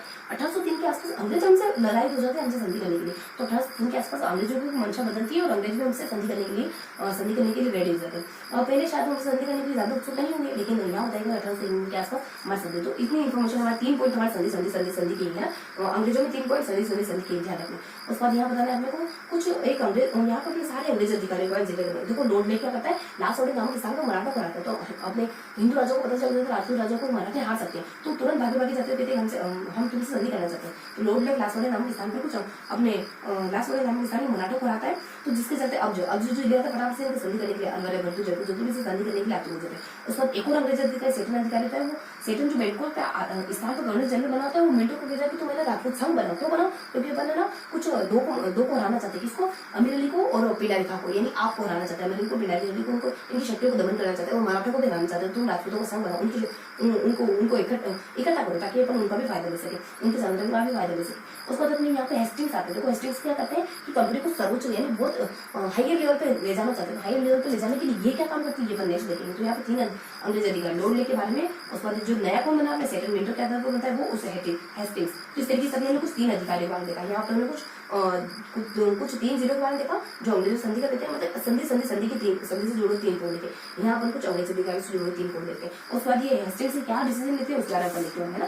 तो हेस्टिंग्स के द्वारा क्या डिसीजन लिया जाता है, कंपनी को सर्वोच्च को पहुंचाने के लिए ये कहते हैं आप कंपनी को सर्वोच्च को पहुंचाना चाहते हैं ना, तो हमें 2 लोगों को हराना होगा, होलकोट और सिंधिया को हराना होगा, दबाना होगा होलकोट सिंधिया को। तो अपने हेस्टिंग्स वाला पॉइंट देख लेते अपन। हेस्टिंग्स क्या करता है, हेस्टिंग्स करता है कुछ देखो ये कहता है कि 5 नवंबर 1817, तो अपने कुछ 5 नवंबर 1817 का समय होता है जब ये ना ये कहता है कि आपको सिंधिया और होलकर से सिंधिया और होलकर को दबाना पड़ेगा। तो इनको मतलब अपने आधिपत्य में लेना पड़ेगा सिंधिया और होलकर को। तो इनको दबाने के लिए या फिर इनके आधिपत्य को कम करने के लिए आप इनके अंडर जो आने वाली चीजें ना उनको इनसे छीन लो। इनके अंदर आने वाली चीजें मतलब कि राजपूतों पर इनका आधिपत्य था, क्योंकि ये तो बहुत लूटमार करते थे मराठे, तो लूटमार करके राजपूतों को परेशान करते, तो राजपूत मतलब इनसे दबे कुचले रह रहे थे और इनसे दब के रह रहे थे। तो अंग्रेजों ने ये प्लानिंग बनाई कि हम इनके हाथों में आने वाली चीज इनसे छीन लेंगे तो इनका आधिपत्य इससे कम हो जाना है। तो ये क्या करते हैं कि कुछ पहले तो अपने मराठों के साथ संधि करते हैं। ये 5 नवंबर 1817 को होलकर और सिंधिया के साथ संधि हुई, तो अपनी होलकर सिंधिया के साथ संधि होती है और फिर अब इनको अधिकार मिल गया अब इनके साथ संधि हो गई, तो जो इनका है वो इनका हो जाएगा। तो अब इनको अधिकार मिल गया राजपूतों से संधि करने का। तो ये राजपूतों से संधि यानी इनको दबाने के लिए, इनको सप्रेस करने के लिए या फिर राजपूताना को अपने अंडर लेने के लिए बेसिकली इनको मराठाओं को दबाने के लिए क्या करते हैं, तो मराठाओं को दबाने के लिए अंग्रेज जो है सिंधिया और होलकर से संधि कर लेते हैं ताकि इनको दबाया जा सके। तो सिंधिया और होलकर से संधि कर लेते हैं पहले तो, और फिर इनसे संधि होगी तो ये इनडायरेक्ट तरीके से राजपूतों से संधि कर लेंगे। तो अपने यहाँ बताते हैं हेस्टिंग्स द्वारा 5 नवंबर 1817 को होलकर और सिंधिया संधि कर ली जाती है। होलकर व सिंधिया इनसे संधि कर ली जाती है। और इसके चलते उसके बाद क्या होता है कि मेटकॉफ के एक आदेश पर फिर बहुत सारे जिले आ जाते हैं हमारे राज्य के। अब इससे संधि कर ली, अब इनके दबदबे के अंदर जो भी हमारा राजपूत राजा है अब वो मतलब कि अब बहुत ही आसानी से ये इनसे संधि होगी तो बहुत ही आसानी से राजपूतों से भी संधि कर सकते हैं। तो इन्होंने राजपूतों से संधि कर ली। तो कुछ राजपूत जो सबसे पहले राजपूत जिले हो जाते हैं, सबसे पहले संधि करते हैं कौन कौन से हो जाता है अपने, तो कौजाबिकी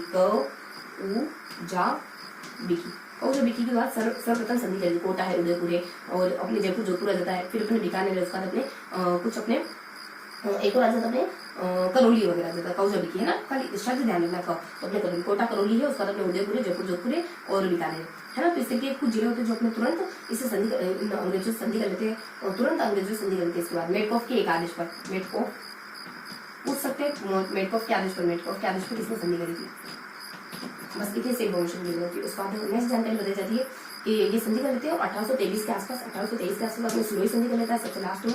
बस इस तरीके की इन्फॉर्मेशन होती है संधि को लेकर के। उसके बाद अब संधि की शर्तें बताई जाती है। देखो संधि की शर्तें क्या होती है, कुछ बेसिक से अपने कुछ 3 पोर्शन में लिखे हैं संधि की शर्तें। कुछ पैसों से जुड़ी होती है और जैसे कि कुछ पैसों से कुछ अपने सैनिकों से जुड़ी होती है। सैनिक सहायता आपके सैनिक हमेशा उठने पड़ेंगे अगर कभी युद्ध की स्थिति होगी तो। उसके बाद अपने एक तो सैनिक, उसके बाद अपन एक और कहते हैं कि अपने तो खिराज के बारे में कि खिराज अपन सबसे अलग अलग तरीके से लेंगे तो कोई आनाकानी नहीं करेगा। उसके बाद अपने मान लो विदेश नीति है ना, जरूरत पड़ने पर मतलब कि विदेश नीति में थोड़ा बहुत इंटरफेयर करेंगे, इस तरीके की कुछ बात होती है। विदेशी मतलब विदेश नीति ठीक है। उसके बाद नेक्स्ट बता दिया जाता है विदेश नीति में इंटरफेयर करेंगे, खिराज में भी मतलब आगे पीछे कर सकते हैं। उसके बाद अपने फिर बता दिया जाता है एक और अपने फिर अपने कुछ ये कहते हैं कि पॉलिटिकल एजेंट कि आपको मतलब कि हम हस्तक्षेप नहीं करेंगे लेकिन आपके हर प्रांत में पॉलिटिकल एजेंट नियुक्त करना पड़ेगा। तो इस तरीके की इन्फॉर्मेशन होती है यहाँ पे। उसके बाद अपने सैनिक के बारे में बता देते हैं। उसके बाद ये कहते हैं हमको सर्व मानना पड़ेगा, तो सर्वोच्च सत्ता हमको मानना पड़ेगा। उसके बाद ये ना उत्तराधिकारी ये ना अंग्रेजों को वंशानुगत उत्तराधिकारी स्वीकार कर लेते हैं। हमारे उत्तराधिकारी अंग्रेजों को वंशानुगत उत्तराधिकारी स्वीकार कर लेते हैं हिंदू राजा। इस तरीके से इन्फॉर्मेशन होती है। बस उसके बाद थोड़ी सी इन्फॉर्मेशन हमने बता दी कि खिराज वगैरह विदेश नीति वगैरह, उसका तो पॉलिटिकल एजेंट, उसके बाद सैनिक वगैरह। सैनिक के साथ एक और कुछ ऐसी कुछ सोल्जर से जुड़ी कोई बात होती है कि अपने सैनिक वगैरह इनको सौंप देंगे। बस चलो हल्की से अपने इतने से इन्फॉर्मेशन होती है। देखो संधि की शर्तें बहुत बेसिक होते हैं, अच्छे जानते हैं। उसके बाद और क्या इन्फॉर्मेशन होती है, संधि की शर्तें वगैरह बता दी। अब अंग्रेजों से सब परेशान है, संधि हो गया, हम सब परेशान। कौन हमारे ना आर्थिक एरियाज परेशान है। आर्थिक एरियाज में अपन देखें तो अपना जो अपना सांभर का जो नमक उत्पादन का एरियाज है ना वो इन्होंने हड़प लिया। प्लस इन्होंने ना अफीम का इलाका है, अफीम उत्पादन का इलाका है वो इन्होंने हड़प लिया। तो ये इस तरीके से हमारा आर्थिक एरिया इनसे परेशान है, आर्थिक एरिया। उसके बाद अपने सामंत इनसे परेशान है। सामंत को पहले सिर्फ और सिर्फ सैनिक सहायता देनी पड़ती थी। मतलब कि सामंत है ना, कुछ सामंत तो जिनके अंडर सामंत काम करे ना वो खाली अपने स्वामियों के लिए सिर्फ और सिर्फ सैनिक सहायता दिया करते थे। अब लेकिन वो स्वामी जो है इनसे कर वगैरह भी वसूल करने लगे थे। तो सामंत को सैनिक सहायता के अलावा मतलब कि सैनिक सहायता के अलावा अलावा अब इनको कर भी देना पड़ा था सामंतों को, प्लस उस पर सामंतों को जो दबदबा था ना कि कोई भी एक स्टेट से दूसरे स्टेट जाएगा या फिर कोई भी अपना निवास स्थान बदलेगा सामंत से पूछ के जाएगा। सामंत वगैरह जो है ना वो अपने व्यापारी इधर से उधर घुमा करते थे, तो उनकी निगरानी वगैरह रखता था, उनका ध्यान वगैरह रखता था, उनके बदले में कर लेता था। तो इनको कर लेने, इनसे कर मतलब इनके द्वारा जो कर लेने का अधिकार था, कर का अधिकार छीन लिया इनसे, कर का अधिकार छीन लिया। उसका प्रभु सत्ता छीन ली, इनकी प्रभु सत्ता। इनसे जो पूछ करके जाया करते थे ना व्यक्ति एक स्थान से दूसरे स्थान पर, प्रभु सत्ता, तो वो भी अब इनसे पूछ के नहीं जाया करते। इस तरीके से अपने सामंत परेशान थे। उसके बाद हमारे कुछ राजा लोग भी परेशान थे। कहाँ के राजा परेशान थे? प्रतापगढ़ के राजा परेशान थे, क्योंकि ना इन्होंने ना कुछ जसवंत सिंह को देखो किसको गद्दी पर बिठाया था, जसवंत को गद्दी पर बिठा दिया था दलपत के स्थान पर, और दलपत की जगह जसवंत को गद्दी पर, जबकि दलपत को गद्दी पर बिठाया था। हाँ, तो अपने प्रतापगढ़ के राजा इस वजह से परेशान थे क्योंकि उन्होंने जसवंत की जगह दलपत को गद्दी पर बिठा दिया था। ठीक है, तो अपने को देखो यहाँ पे जसवंत गद्दी पे बिठाया किसको था वो ध्यान रखो, तो अपने जसवंत को गद्दी पर बिठा दिया था, जसवंत को बिठा दिया था दलपत की जगह, दलपत। बस उसके बाद अपने प्रतापगढ़ परेशान है। उसके बाद अपने एक जयपुर का जिला परेशान है, जयपुर परेशान है।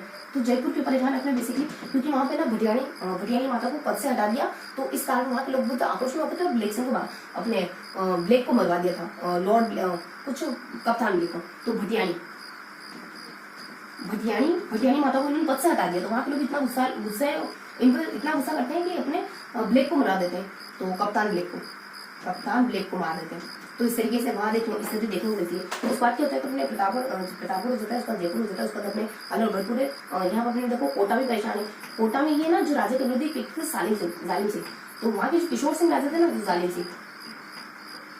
जालिम सिंह को सपोर्ट कर रहे होते, तो वहाँ के लोग भी इनसे बहुत ज्यादा नाराज होते हैं। किशोर सिंह वहाँ के राज्य के एंटी होता है व्यक्ति जालिम सिंह, तो किशोर सिंह के एंटी होता है, तो किसके एंटी होता है? किशोर सिंह के एंटी होता है, तो इसका साथ देते हैं, तो वहाँ के लोग भी इनसे नाराज है। उसके बाद अलीगढ़ में क्या करते हैं कि अलीगढ़ में किसी कहते थे कि तू छोटे हो, अलीगढ़ में छोटे व्यक्ति को, अलीगढ़ में किसी छोटे व्यक्ति को राजा बना देते हैं या फिर नाबालिग को राजा बनाते हैं, डायरेक्ट शासन करते, नाबालिग को राजा बनाते हैं। उसके बाद अपने बांसवाड़ा भी परेशान है। बांसवाड़ा में कुछ ऐसा ही होता है। बांसवाड़ा के राजा को जो लक्ष्मण सिंह को कह देता है कि तुम्हारी उम्र कम है, नाबालिग है, उनको गद्दी से हटा देता है। उसके बाद बांसवाड़ा के लक्ष्मण सिंह, उसके बाद जोधपुर के मानसिंह भी इससे परेशान होते हैं।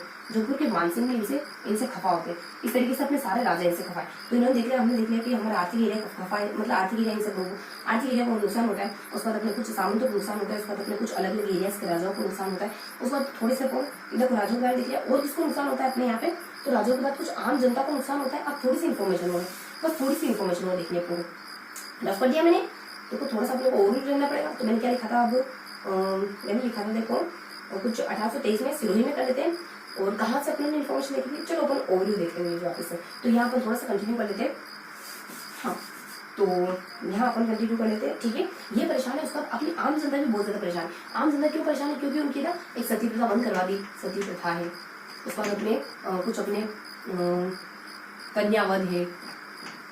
उसके बाद अपने दास प्रथा है, ये इन्होंने बंद करवा दी इस वजह से। और परेशान है क्योंकि ऐसा माना जा रहा है कि कुछ अलवर अजमेर मतलब कि इनकी जो टेरिटरी, इनकी जो राजधानी थी ना, वहाँ ही सूचना फैल गई। अजमेर में सूचना फैल गई कि ये ना क्रिश्चियन बना रहे, सूचना कि ये ईसाई धर्म, ये धर्म परिवर्तित कर रहे हैं, धर्म परिवर्तन। अजमेर में धर्म परिवर्तन की सूचना फैल गई थी, इस वजह से आम जनता परेशान है। उसके बाद आम जनता की परेशानी का और क्या कारण हो सकता है? बस ये आम जनता की परेशानी। उसके बाद हमारे कुछ और व्यक्ति परेशान। और व्यक्ति कौन हो सकते हैं? हमारे कुछ सैनिक वगैरह। देखो सैनिकों के बारे में इन्फॉर्मेशन दे तो सैनिक यहाँ पे कुछ 6 सैनिक छाए थे। ये अपने कुछ नब्बी आ जाता है, न ब दे और न ब दे। उसके बाद अपने कुछ नब दे। उसके बाद अपने कुछ देखो अपने नसीराबाद है, एक पूरा एक आ जाता है। देखो एक नब दे, तो एक नब यानी देखो यहाँ देख लो नसीराबाद वगैरह, नसीराबाद ये तो अपन अच्छे जानते हैं। 20 अपने ब्यावर वगैरह। उसके बाद अपने 20 देवली वगैरह। उसके बाद अपने एलपुरा और खेरवाड़ा। इस तरीके की 6 सैनिक छावनी थी। इनके बारे में थोड़ी सी इन्फॉर्मेशन है कि यहाँ 6 सैनिक छावनी में अपने कुछ 30,000 कुछ 5 अपने अंग्रेज अधिकारी थे। उसके बाद कुछ 3,000 अपने सैनिक वगैरह। तो 5 अंग्रेज अधिकारी,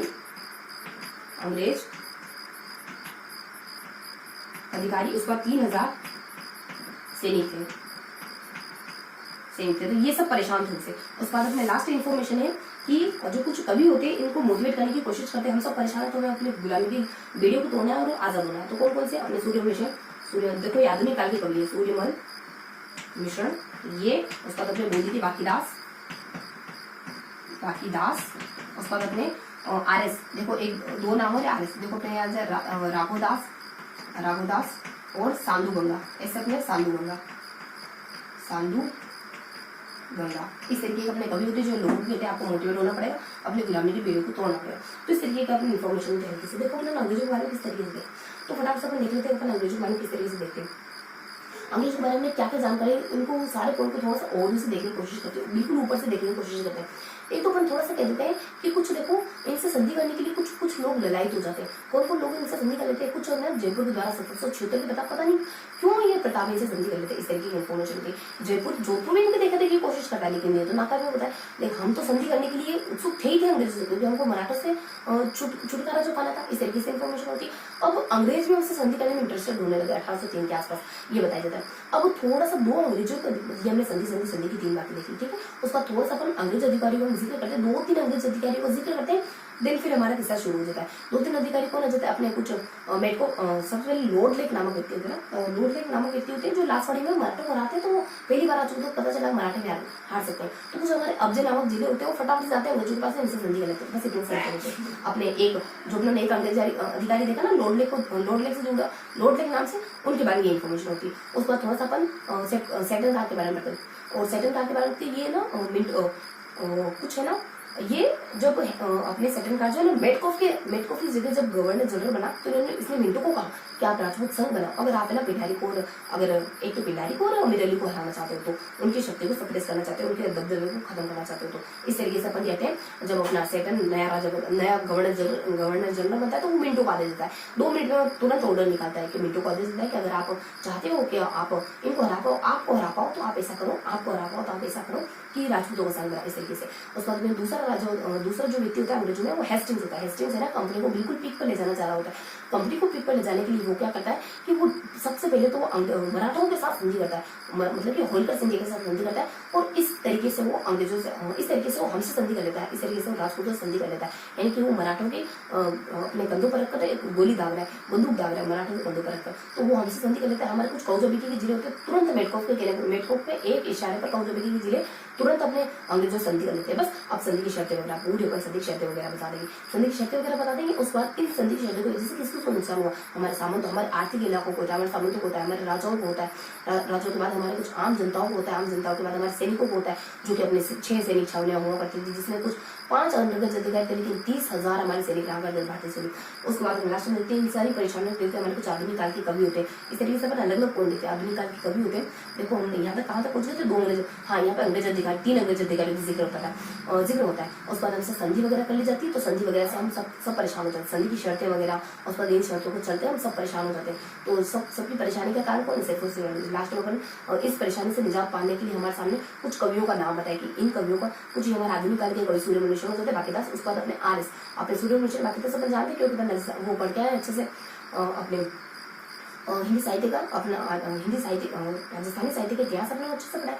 तो राजस्थानी साहित्य के इतिहास पर अपन बाकीदास और सूर्यवंशम के बारे में तो बहुत अच्छे से पढ़ते हैं। तो ये जो हमारे आधुनिक काल के जो बहुत जाने पहचाने कवि है, इनके बारे में तो अपन जानते हैं। इनके अलावा अपने गंगा और साधु, अपने राघवदास और साधु गंगा, ये 2 कवि है जो आधुनिक काल के कवि लोगों को मोटिवेट करने का काम करते हैं। तो इस तरीके से अपन अंग्रेजों वाले पॉइंट में इस तरीके से अपन जानकारी, तो मोटा मोटी हमने अगर थोड़ा सा देखो ना, तो क्या देखा हमने, बेसिकली हमारी अंग्रेजों से हुई संधियाएं तो देखी, और ऊपर भी संधियां थी, फिर अपने नीचे भी वापस जब हमने दोबारा शुरू करा तो भी संधि गिवन करी, मतलब संधि के बारे में जानकारी पड़ी। बीच में थोड़ी सी अपने 3 अंग्रेज अधिकारियों का जिक्र करा, जो अपनी कंपनी को या फिर अपने दबदबे को कायम करने के लिए क्या क्या सोच रहे होते हैं, क्या क्या प्लानिंग बना रहे होते हैं, कैसे कैसे एग्जीक्यूट करते हैं, इसके बारे में अपन देखते हैं। तो थोड़ा सा इसको अपन रफ कर लेते हैं और हल्का सा रिवाइज दे लेते हैं। हाँ, तो अब क्या करने वाले हैं अपन, अब थोड़ा सा हमने जो भी पढ़ा है ना, देखो ये जो जानकारी थी ना, ये पॉइंट्स में गिवन नहीं थी, तो मैंने इसको थोड़ा सा जिस तरीके से बुक में गिवन था ना, उस तरीके से मैंने इसको अरेंज करने की कोशिश करी। ये जानकारी कोई पॉइंट में गिवन नहीं थी, बल्कि इसको पूरा एकदम पार्ट की तरह गिवन करा हुआ था। तो मैंने थोड़ा सा इसको अरेंज करने की कोशिश करी। आई होप ये थोड़ा सा प्रयास आपको ठीक लगाओ, मैं भी नहीं लगाऊं तो आप इसको है ना थोड़ा सा समझने की कोशिश करो हमने कैसे पढ़ा। सबसे पहले अपन मराठों के बारे में देखते हैं, उसके बाद थोड़ा सा अपन जिक्र करते हैं मेवाड़ राज्य के बारे में, उसके बाद अपन सारा कुछ अंग्रेजों के बारे में देखते हैं। देखो मराठों के बारे में क्या क्या देखते हैं अपन, तो मराठों के बारे में कुछ इस तरीके से अपन जानकारी लेते हैं। 3 पॉइंट्स में जानकारी लेते हैं मराठों के बारे में। 3 पॉइंट कैसे कैसे देखते हैं फटाफट से देखते हैं। तो 3 पॉइंट हम किस तरीके से देखते हैं। एक पॉइंट अपन मेवाड़ राज्य के बारे में देखते हैं, और लास्ट पॉइंट अपन कुछ अंग्रेजों के बारे में देखते हैं। इस तरीके से अपन देखते हैं। ये पॉइंट अपना कुछ मराठाओं से जुड़ा हुआ, उसके बाद ये पॉइंट अपना मेवाड़ राज्य से जुड़ा, और ये पॉइंट अपने अंग्रेजों से जुड़ा, जो कि इंटरनली भी डिवाइडेड है, लेकिन अपन ओवरऑल 3 पॉइंट रहा है। तो इस पूरे हमने बेसिक जानकारी चैप्टर को, बेसिक जानकारी को हमने 3 पोर्शन में बांटा है। सबसे पहले अपन मराठों के बारे में देखते हैं, उसके बाद अपन मेवाड़ राज्य के बारे में देखते हैं, उसके बाद अपन अंग्रेजों के बारे में देखते हैं, उसके बाद अपन मराठाओं में भी अपन इंटरनल डिवाइडेशन करेंगे, उसके बाद अपन कुछ मेवाड़ राज्य के बारे में भी देखेंगे, इंटरनल डिवाइडेशन बहुत सारे पॉइंट देखेंगे, अंग्रेजों के बारे में बहुत सारे पॉइंट, इनमें अपन बहुत से पॉइंटों को देखने वाले। तो सबसे पहले मराठा में अपन कौन कौन से पॉइंट देखते हैं। मराठा में अपन 3 पॉइंट देखते हैं। सबसे पहले ये पॉइंट देखते हैं कि मराठे कहाँ आते हैं। तो कुछ 3 जगहों पर आते हैं। सबसे पहले गुजरात में, उसके बाद मालवा में, उसके बाद राजस्थान में। गुजरात का हमें कुछ पता नहीं, मालवा के बारे में जरूर बताएं। मालवा के बारे में हम बताते हैं कि मालवा में सबसे पहले 1711 में मध्य प्रदेश में आ गए, 1735 के दरमियान मालवा में आ गए थे, बस इतना से पता है। उसके बाद राजस्थान पे आ जाते हैं। राजस्थान जो कि हमारा थोड़ा सा सोच रहा है, राजस्थान पे राजस्थान के बारे में क्या क्या देखते हैं। राजस्थान के बारे में अपन कुछ देखते हैं 2 सन के बारे में। 24 के आसपास बहुत हमने बढ़ने लगे, 35 के आसपास, 24 के आसपास, उसके बाद 34 के आसपास, 34 के आसपास बुद्धि सिंह सबसे पहले मराठों से मदद मांगता है। यही सबसे पहली गलती हो जाती है। यही सबसे पहली ऐसी घटना थी जिसमें हमने जिसमें कि मराठे हमारे राज्य में हस्तक्षेप करने, जिसके थ्रू मराठे हमारे राज्य में हस्तक्षेप करने लग जाते हैं। इस तरीके के इनको। उसके बाद कुछ राजाओं के, उसके बाद हमारे कुछ जिलों का जिक्र होता है। कुछ जिलों में तो ये इस तरीके से घुसे कि हम आपको मतलब कि लूटने की दृष्टि से घुसते हैं कुछ जिलों में, और कुछ जिलों में उनमें उत्तराधिकारी मामले में हस्तक्षेप करने के, मतलब कि कुछ जिलों में हस्तक्षेप करने के नजरिए से घुसे। तो इस तरीके से कुछ हमारे कुछ जिलों में एंट्री करते हैं। कुछ जिले जो कि लूट की दृष्टि से, लूट करने की, मतलब कि लूटमार करने की दृष्टि से जिन जिलों में घुसे हैं उनका जिक्र कुछ इस तरीके का होता है। जैसे कुछ अपने बागड़ का इलाका, डोंगरू, बांसवाड़ा, उसके बाद एम के अपने मेवाड़ वगैरह जो था, कोटा वगैरह था। और ऐसे जिले जिनमें हस्तक्षेप करने की मंशा से घुसे, उनके नाम कुछ इस तरीके से होते हैं। जैसे कि हमारे बीजे हो जाता है, 20 अपने जयपुर, 20 अपने बूंदी, जयपुर जोधपुर हो गया। तो इस तरीके से हमारे कुछ 2 सन होते हैं, 24-34। उस तरीके से हमारे कुछ दो जिलों की कैटेगरी होती है। एक में हमारे लूट वगैरह करने की दृष्टि से, और एक में हमारा हस्तक्षेप करने की दृष्टि से। बीच में एक राजा का जिक्र होता है जो त्राहिमाम करके अंग्रेजों के पास जाता है।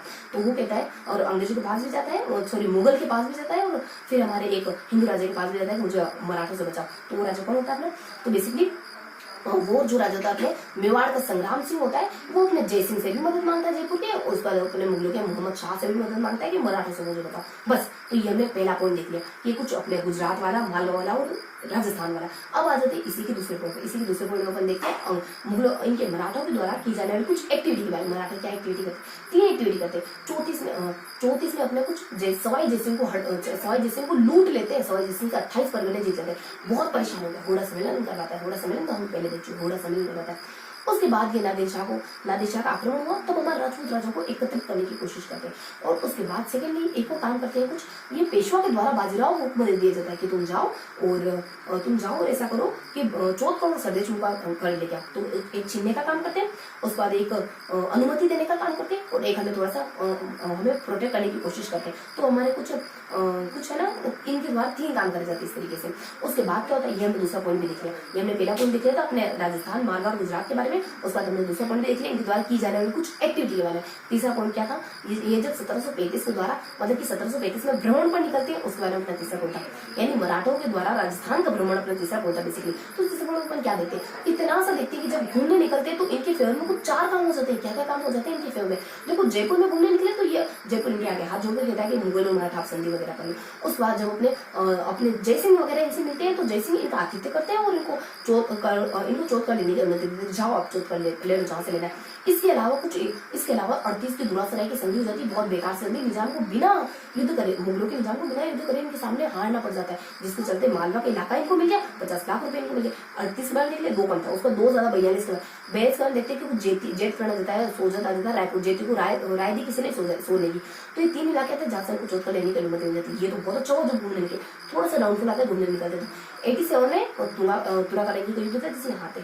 उसके बाद 1791 का समय होता है जब अंग्रेजों का आधिपत्य बढ़ने लग जाता है। तब भी ये शिव हो रहे थे, ये चले जाते हैं, अंग्रेज आ जाते हैं। तो ये देखो, घूमने निकले तो अपने कुछ इस तरह की बात होती है। ये अपने पूरी जानकारी होगी मराठा में। बस मराठा टॉपिक अपना क्लियर हो गया। जो मैंने कहा था ना, मराठा में 3 पॉइंट आएंगे, तीनों पॉइंट में देख लिए, तीनों पॉइंट अच्छे से देख लिए। उसके बाद हमें सेकेंडली देखना है कुछ मेवाड़ राज्य के बारे में। मेवाड़ राज्य क्या करता है, देखो मेवाड़ राज्य के ऊपर किसी ने आधिपत्य, मेवाड़ राज्य की कोई हेल्प करता है, अंबाजी ले, अम्बा माता कुछ अपने 1791 के अनुसार 1791 में अंबाजी अम्बा की मदद करता है, हमको थोड़ा सा बागड़ का, थोड़ा सा प्रतापगढ़ का, बागड़ और प्रतापगढ़ डूंगर वासा और प्रतापगढ़ का इलाका मेवाड़ में मिलाने की कैसे कैसे इसकी मदद से मिल जाता है। इस तरीके से मदद करें 1979 में 3 जिले मिला दिए हमारे डूंगर वासा और प्रतापगढ़। उसके बाद कुछ 2 व्यक्ति विशेष ऐसे होते हैं जो हमारे हम मतलब बहुत बुरे व्यक्ति होते हैं, हमारे कौन से इलाके पर आधिपत्य वगैरह कर लेते हैं। जैसे कि अपने एक तो अपना अमीर अली ही होता है और दूसरा अपने देखो एक तो अपने अमीर अली हो जाता है और एक और चूड़ामन हो जाता है। देखो चूड़ामन कहाँ का आधिपत्य करता है, चूड़ामन मान लो चूड़ामन आधिपत्य करता है हमारे मेवाड़ पर आधिपत्य करता है 1795 के आसपास। उसके बाद नेक्स्ट व्यक्ति आ जाता है अपने अमीर अली आधिपत्य कर लेता है नाथद्वारा पर और ये कुछ समय काल होता है इसके बारे में 1802 है ना, इस तरीके की जानकारी दी गई। अमीर मान लो अमीर है तो अपने कुछ 2 है, इक्का दुक्का लोग अपने धरती पर रहेंगे। चूड़ियां मान लो कुछ 2 इसमें नहीं, 3 इसमें नहीं, 5 में 70 में जाओ, याद रखने की कोशिश करो ना, चीजों को ध्यान रखने की कोशिश करो। इस तरीके से अपने कुछ मेवाड़ के बारे में कुछ 2 व्यक्ति होते हैं जो बुरी निगाह रखते हैं मेवाड़ को आधिपत्य करते हैं। लास्ट में इन्फॉर्मेशन जयपुर की वजह से बेचारा मेवाड़ अंग्रेज संधि करना चाहता है, लेकिन अंग्रेज तो मानते नहीं, अंग्रेज संधि नहीं करते, संधि नहीं होती हमारे। तो इस तरीके से हमारे कुछ 4 पॉइंट होते हैं, हल्की हल्की से मेवाड़ की जानकारी होती है, बस ज्यादा समझ नहीं, बस फिनिश करने वाले। तो अपने हल्की हल्की से इसके बारे में जानकारी तो फटाफट से एंड करते हैं ना अपन, तो हल्की सी इन्फॉर्मेशन मिलती है इस बारे में। और क्या देखते हैं अपन, अब देखते हैं लास्ट पॉइंट अपन अंग्रेजों से जुड़ा देखते हैं। अंग्रेजों से जुड़ा पॉइंट हमने तीसरा पॉइंट देखा, क्या देखा हमने, कुछ 3 संधि देखी। देखो हमारा जयपुर संधि कर लेता है और पता नहीं 1776 में जयपुर के प्रताप क्यों संधि कर लेते हैं, लेकिन संधि करने में सफल हो जाए। जोधपुर बेचारा संधि करने के लिए कहता है लेकिन सफल नहीं हो पाता है। 1803 में अंग्रेजों की क्या मंशा बदलती है और इन्हें संधि करने लगे, तो जो 3 पॉइंट संधि उसको 3 अंग्रेज अधिकारी के बारे में देखते हैं। एक अपन देखते हैं सबसे पहले लॉर्ड लेक के बारे में, उसके बाद अपन देखते हैं सेटन के बारे में, ये किसी स्थान पर राजा बने। उसके बाद अपन देखते हैं हेस्टिंग्स के बारे में, देखो लॉर्ड लेक अपने हराता है तो पता चलता है कि यार हार सकते हैं। उसके बाद अपने सेटन के बारे में, ये किसी की जगह राजा वगैरह बनता है ना, तो ये कहता है कि आप राजपूतों का संघ बनाओ। उसके बाद अपने लास्ट में जो बोला था हेस्टिंग्स को कंपनी को सर्वोच्च को पहुंचाना चाहता है, इस वजह से इनसे राजपूतों से संधि कर लेता है। राजपूतों संधि के थ्रू हमसे संधि के द्वार खुल जाते हैं, हमसे संधि के द्वार खुल जाते हैं, कौन जो फटाफट संधि कर लेता है। संधि करता है तो कुछ बेसिक से संधि की शर्तें हो जाती है अपने, तो संधि की शर्तें वगैरह डिफाइन कर लेते हैं अपन। उसके बाद संधि की शर्तें हो गई, अब हम देखो सब परेशान हो गए, हमारा नमक उत्पादन एरिया इनके अधीन चला गया, मतलब सांबर का। उसके बाद अफीम उत्पादन का एरिया इनके अंतर्गत चला गया, तो हम ये अपने आर्थिक एरिया इनसे परेशान हो गया, आर्थिक एरिया को परेशानी हुई। उसके बाद अपने सामान वगैरह से बहुत ज्यादा परेशान हो जाते। कैसे परेशान हो जाते, सामान के सारे सामान तो जो कर वगैरह ले रहे थे ना उन मना कर दिए, सामान का जो संप्रभुत्व था ना मना कर दिया, मतलब 2 चीजें इनकी मना हो गई। उसके बाद इनसे उल्टा कर लेने लगे। तो इस तरीके से अपने कुछ 3 पॉइंट होता है सामंती की परेशानी से जुड़े। उसके बाद अपने राजा लोग परेशानी, प्रतापगढ़ परेशानी, और उसके बाद अपने 2 देखो प्रतापगढ़ 2 पेड़ आएंगे, लास्ट में हमने कुछ जोधपुर आ जाएगा। प्रतापगढ़ परेशान है, जोधपुर परेशान है, बीच में अपने देखो जयपुर परेशान है, कोटा परेशान है। उसके बाद अलवर भरतपुर अपने अलवर भरतपुर बेसिकली अपने ना उम्र को लेकर परेशान। यहाँ छोटे छोटे अलवर भरतपुर में छोटे छोटे को यहाँ की दिया, अलवर भरतपुर में छोटे छोटे व्यक्ति को राजा बना दिया, नाबालिग को इनडायरेक्ट शासन कराया। बांसवाड़ा में छोटा करके लक्ष्मण सिंह को हटा दिया। अपने यहाँ पे देखो यहाँ कोई व्यक्ति विशेष का नाम आएगा, यहाँ अपने जयपुर में उसका कोटा व्यक्ति विशेष का नाम, जयपुर की भिटियाने को हटाया तो ब्लैक को मार दिया उन्होंने, और मतलब कि लोगों परेशान हो गए। उसके बाद यहाँ पे जो ना जालिम सिंह जो बेसिकली यहाँ के राजा के अगेंस्ट बोल रहा था, तो उसको सपोर्ट करते हैं। तो इस तरीके की इन्फॉर्मेशन होती है। और प्रतापगढ़ में अपने को दलपत को राजा बनाना था, दलपत वहां का शासक था, तो जसवंत को राजा बनाते, किसी और को राजा बनाते थे। और प्रतापगढ़ के नीचे अपने जोधपुर की मानसिक को पता नहीं किस वजह से परेशान थे। प्रतापगढ़ जोधपुर बीच में 2 के राजा थे, इस तरीके से राजा परेशान। आम जनता तो परेशान थी, क्योंकि कन्यावध हो गया, सती प्रथा हो गया, दास प्रथा 2 महीनों की, और पूछो दास प्रथा लोग कन्यावध दास प्रथा इसको तुड़वा दिए। अजमेर में सूचना फैल गई कि ईसाई में कन्वर्ट कर रहे हैं लोगों को, ये मिशनरी बना रहे हैं। उसके बाद अपने ना अंग्रेज अपने सैनिक छावनी में जो व्यक्ति विशेष निवास करते थे वो इनसे परेशान है। कौन कौन व्यक्ति इनसे परेशान है, देखो थोड़ा सा आपने बताया। तो कुछ 6 सैनिक छावनियां थी अपनी, जिसमें कि 5 सिर्फ और सिर्फ 6 कुछ अपने ना 3,000 के आसपास 3,000 के आसपास अपने सैनिक लोग वगैरह निवास करते थे, जिनके ऊपर सिर्फ और सिर्फ 5 अंग्रेज अधिकारी लगे हुए थे। 3,000 सैनिकों पर सिर्फ 5 अंग्रेज अधिकारी और 6 छावनी। इस तरीके की कुछ बेसिक इन्फॉर्मेशन होती है। तो ये भी अपने बहुत ज्यादा परेशान। लास्ट में इनको परेशानी से निजात दिलाने के लिए 4 कवि होते हैं, कुछ मोटिवेशनल कविता और मोटिवेशनल काव्य वगैरह लिखते हैं और कहते हैं कि तोड़ जंजीरों की बेड़ियों को। तो कुछ अपने देखो अपन सूर्यवन मिशन के बारे में जानते हैं, उसके बाद बाकीदास के बारे में जानते हैं, उसके बाद अपन राघोदास के बारे में, उसके बाद अपने कुछ सांधु गंगा के बारे में जानते हैं। तो कुछ इस तरीके के 4 पॉइंट है। 2 तो अपन बहुत फेमस है, उसके बाद 2 में 2 नाम और अपने आर्य से जुड़े राह से अपने कुछ राघोदास, उसके बाद अपने साधु गंगा। तो ये था हमारा आज का पूरा चैप्टर, जिसको हमने रिवाइज कर लिया। तो इसमें हमने क्या क्या देखा, मराठाओं के बारे में देखा, उसके बाद सबसे पहले मराठा के बारे में, उसके बाद अपने कुछ मुगलों के बारे में, अपने मेवाड़ राज्य के बारे में देखा, उसके बाद अपने उसके बाद लास्ट में अपन जानकारी देखते हैं अंग्रेजों के बारे में। तो इस तरीके से हमने कुछ इसकी पृष्ठभूमि को पढ़ने की कोशिश करी, कुछ यूनिक वे में जिस तरीके से बुक में गिवन है उस तरीके से डिवाइड करके इसको पढ़ने की कोशिश करिए। तो आई होप आज का चैप्टर आपको पसंद आया होगा। इस कोशिश में अगर कोई भी कमी लगती है तो आप नीचे कमेंट करके जरूर बताएं। कुछ आपको और अच्छे सजेशन देना हो तो बिल्कुल आप बता सकते हैं। तो आई होप आज का सेशन आपको पसंद आया होगा। फिर मिलेंगे ऐसे किसी अगले सेशन में, तब तक के लिए जय हिंद।